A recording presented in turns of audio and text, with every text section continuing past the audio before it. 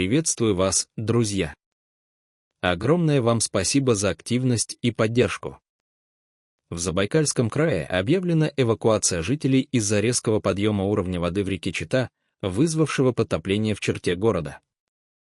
За несколько часов 12 июля уровень воды вырос на 82 сантиметра, достигнув отметки 407 сантиметров, что значительно превышает критический уровень выхода на пойму. Об этом сообщили в региональном управлении МЧС России. Из-за размыва берегоукрепительной насыпи в районе Садового товарищества «Островок» началось подтопление приусадебных участков. По данным МЧС, на утро 13 июля потоплено 203 участка в 17 дачных кооперативах. Гребень паводковой волны движется ниже по течению, угрожая микрорайону Каштак и СНТ «Строитель». Спасатели МЧС проводят подворовые обходы, информируя жителей об эвакуации. На лодках из СНТ «Шишкино остров» вывезен 21 человек. Несмотря на предупреждения, выданные за сутки до пика паводка, большинство местных жителей отказались покидать свои дома. Для борьбы с последствиями паводка в Чите работает межведомственный оперативный штаб. Для укрепления берегов привлечена тяжелая техника, ведется подсыпка грунта. Все запорные устройства на водоотводящих каналах закрыты, дамба в Чите остается неповрежденной. Сообщается, что река Кулинда, впадающая в реку Чита, разлилась в районе Смоленки, но подтопление жилых домов на 12 июля не было зафиксировано. Вечером того же дня уровень воды в Смоленке снизился на 5-7 сантиметров, однако в Чите рост продолжался. Минприроды Забайкалья ведет ежечасный мониторинг ниже по течению, где находится 2 населенных пункта и более 5 дачных кооперативов. Из-за угрозы подтопления перекрыт мост на Пожарке в Чите. МЧС призывает жителей серьезно относиться к предупреждениям и быть готовыми к эвакуации.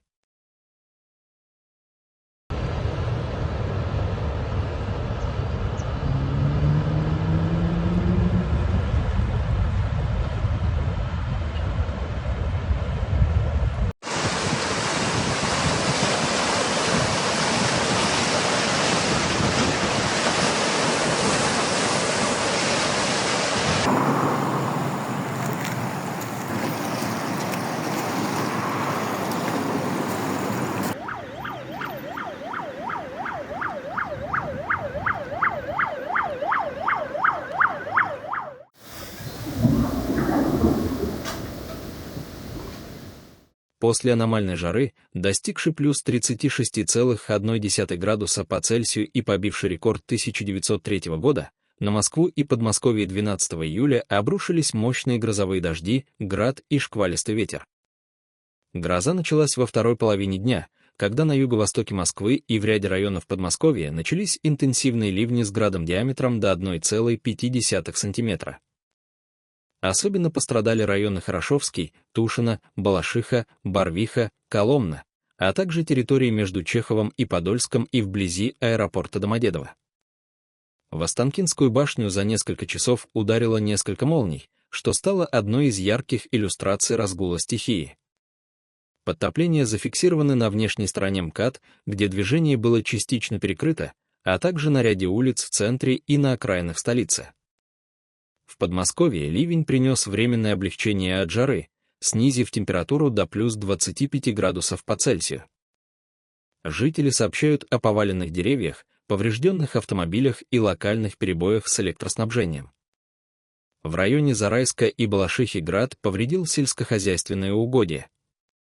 МЧС выпустила экстренное предупреждение еще до 14 часов 12 июля, призвав жителей не парковать автомобили под деревьями и избегать шатких конструкций из-за риска их обрушения. Городские службы, включая Мосводосток, перешли на работу в усиленном режиме для ликвидации подтоплений.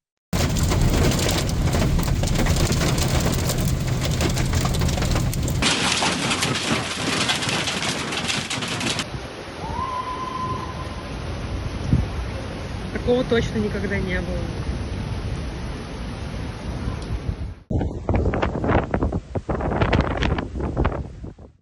В Красноглинском районе Самары на реке Волга 12 июля опрокинулся и затонул самодельный плавучий дом, на борту которого находились 6 человек. Инцидент произошел около 13 часов 40 минут по местному времени. По предварительным данным, причиной опрокидывания винтового буксира, использовавшегося в качестве плавучего дома, стал сильный ветер. Спасатели оперативно извлекли из воды 5 человек, которые не пострадали и были доставлены на берег. Среди спасенных — жители Самары. Поиски 6-го человека, 34-летней женщины из Москвы, завершились трагически, она погибла. Самарский следственный отдел на транспорте начал доследственную проверку. Причины происшествия устанавливаются, включая возможные конструктивные недостатки самодельного судна и влияние погодных условий. На месте происшествия работают оперативные службы, включая сотрудников МЧС и спасателей. Ведется сбор информации для выяснения всех обстоятельств трагедии.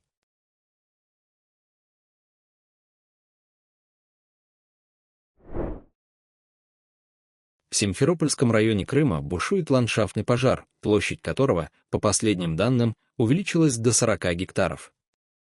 Пожар начался 12 июля и изначально охватил 21 гектар, включая 20 гектаров сухой растительности и 1 гектар лесной подстилки.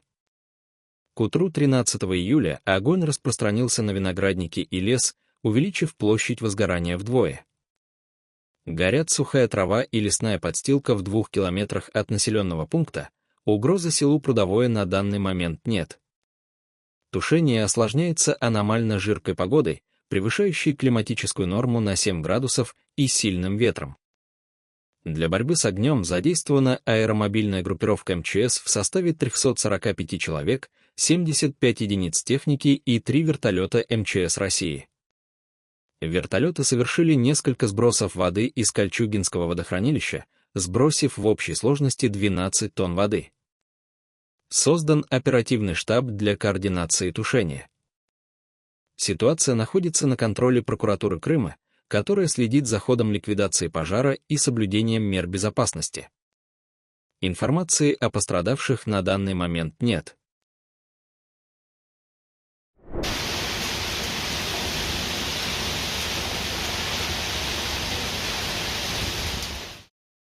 Вчера провинция Каталония столкнулась с мощным наводнением, вызванным экстремальными ливнями. Сильные дожди, вызванные атмосферным явлением «холодная капля», привели к подтоплениям, транспортному коллапсу и значительным разрушениям. Особенно сильные осадки наблюдались в районе Барселоны и вдоль реки Эбро. В муниципалитете Вилафранка-дель-Пинидиос за сутки выпало 155 мм осадков, что эквивалентно месячной норме. В других районах, таких как Нижний Арагон и побережье Каталонии, зафиксировано до 90 мм осадков за несколько часов. Улицы Барселоны и близлежащих городов превратились в реки, унося автомобили и мусор. В районе реки Фош в Барселоне зафиксировано переполнение, из-за чего 2 человека числятся пропавшими. Пожарная служба Каталонии получила более 700 вызовов. Наводнение вызвало серьезные перебои в работе транспортной системы. Движение поездов в Каталонии, а также в частях Сарагосы и Кастильона полностью приостановлено. В частности, отменены рейсы из Барселоны и Валенсии по ряду направлений. Международный аэропорт Эль-Прат в Барселоне частично затоплен, что привело к отмене более 80 рейсов. Множество автомагистралей заблокировано из-за подтоплений и скопления автомобилей, смытых потоками воды. Правительство Каталонии задействовало кризисный комитет для координации спасательных операций. Для откачки воды и разбора завалов дополнительно задействованы военные подразделения. Власти призывают жителей избегать сухих русел и низин из-за риска внезапных паводков. В пострадавших районах развернуты временные убежища.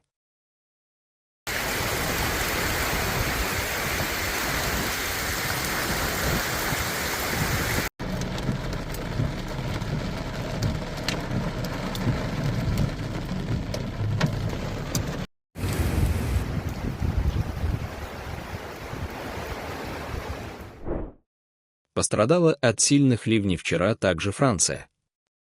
После периода экстремальной жары когда температура достигала плюс 40 градусов по Цельсию и выше, резкая смена погоды вызвала подтопление улиц, сбой в транспортной системе и повреждение инфраструктуры. Ливни начались во второй половине дня 12 июля и сопровождались грозами и шквалистым ветром до 20 метров в секунду.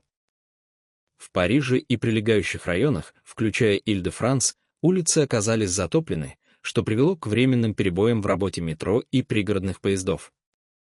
В северных регионах, таких как Шампань и Пикардия, наводнения повредили сельскохозяйственные угодья, уничтожив урожай, готовый к сбору.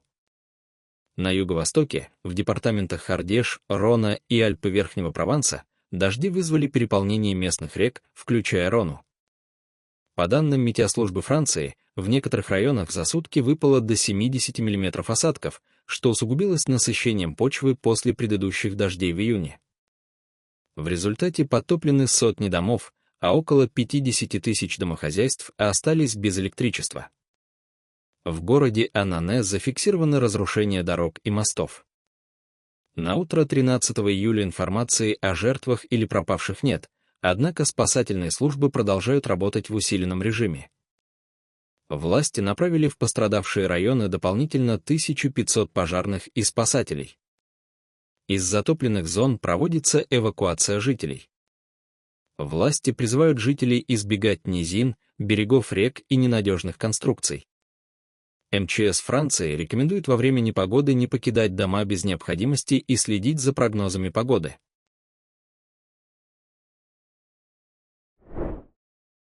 Вечером 11 июля восточную часть штата Айова накрыли мощные грозы, в результате которых в Давинпорте выпало 109,2 мм осадков, причем большая часть за 4 часа.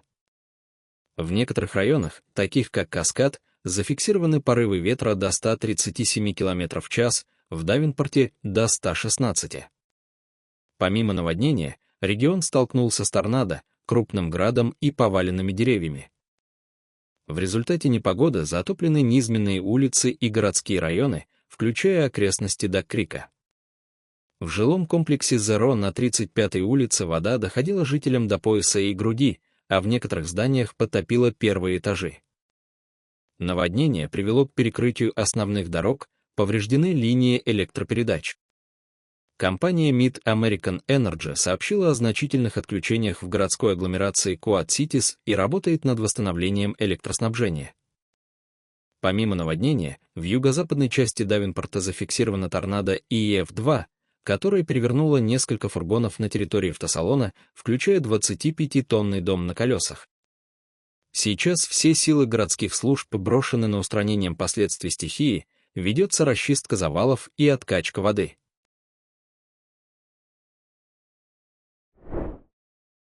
Масштабные лесные пожары, бушующие в провинции Лутакия с 3 июля, подступили к району города Кисап, расположенного недалеко от сирийско-турецкой границы.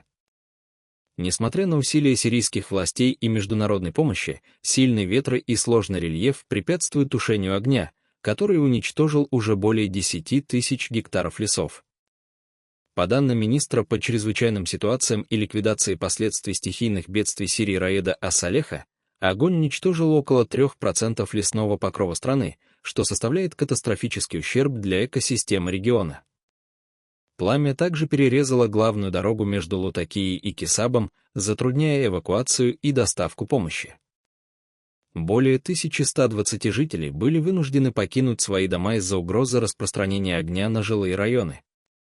Повреждены линии электропередач, что привело к остановке электростанции Аль-Басит и прекращению подачи воды в регионе.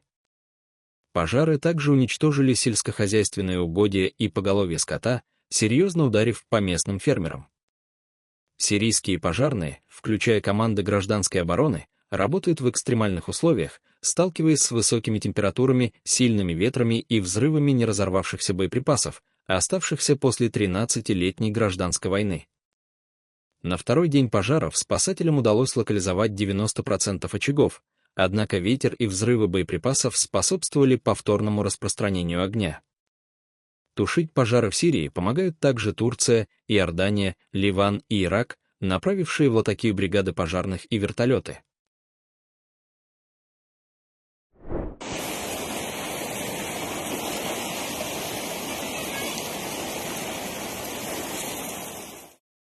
Сильные дожди, продолжавшиеся более 12 часов 11 и 12 июля, спровоцировали резкий подъем уровня воды в реке Мандакини в индийском штате Мадхья-Прадеш. В субботу река вышла с берегов, затопив знаменитый Рамкхат, под водой оказались ступени храма Мадгаджендранатх, магазины и близлежащие дома. Улицы города превратились в реки, а единственный мост, соединяющий две части Читракута, оказался под водой, отрезав связь между районами и соседними штатами Утар-Прадеш и Мадхья-Прадеш. По данным индийских метеорологов, за последние 24 часа в районе Сатна, частью которого является Читракут, выпало 132,6 мм осадков.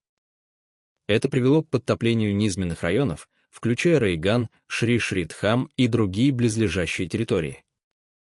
Около 100 семей были эвакуированы в безопасные зоны. Индийская метеорологическая служба выпустила красный уровень предупреждения о сильных дождях в 20 районах Мадхья-Прадеша и оранжевый для 12 других. Синоптики прогнозируют, что ливни продолжатся в течение ближайших 48 часов, что может усугубить ситуацию. С сильными наводнениями столкнулась и Монголия. Интенсивные дожди начались вечером 11 июля и продолжались 12-го, вызвав переполнение рек Туул, Селенги и Орхон. В Улан-Баторе, где проживает около половины населения страны, улицы превратились в реки, а низменные районы, такие как районы Байнзурх и Сонгинахайрхан, оказались под водой. По данным Национального агентства по чрезвычайным ситуациям Монголии и местных СМИ, потоплено более 500 домов и 300 юрт, повреждены дороги и линии электропередач. В районе Ханул вода затопила жилые комплексы и торговые центры, а в некоторых местах уровень воды достигал 1 метра. В сельских аймаках, таких как Хувсгил и Селенги, наводнения уничтожили сельскохозяйственные угодья и поголовье скота. В районе озера Хувсгил река Делгармуран вышла из берегов, отрезав несколько поселений. Сообщается о 2 погибших в Аймаке-Туве, где людей унесло сильным течением, и о десятках пропавших по всей стране. Власти страны развернули спасательные операции, задействовав более 600 сотрудников и 50 единиц техники, включая лодки и вертолеты. В Улан-Баторе созданы временные убежища в школах и спортивных центрах для эвакуированных жителей. Власти призвали жителей избегать рек и низин, а также временно приостановили праздничные мероприятия в рамках Наадам-2025, запланированного с 11 по 13 июля из-за риска для участников и зрителей.